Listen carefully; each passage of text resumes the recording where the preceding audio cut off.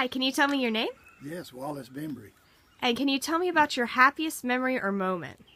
Yes, it happened when I was probably 12 years old, and many things, of course, have happened since I was an adult, but as a youngster, this was a very important time in my life. I grew up with my grandmother. My sister and I moved there after our parents had died, and she was in her 60s when we went to her house to live, and she pretty well was responsible for our care and upkeep and all the things that we needed as young children. And we always had a little garden by the side of the house.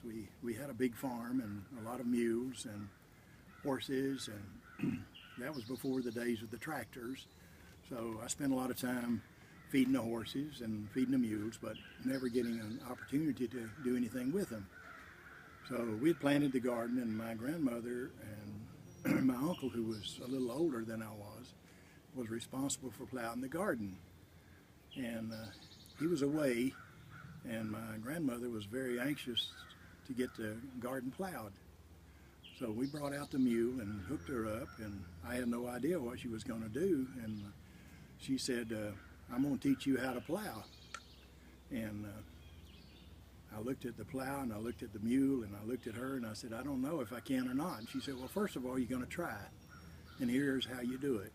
And being a 60-year-old lady, it was amazing for me to see that she could plow so well.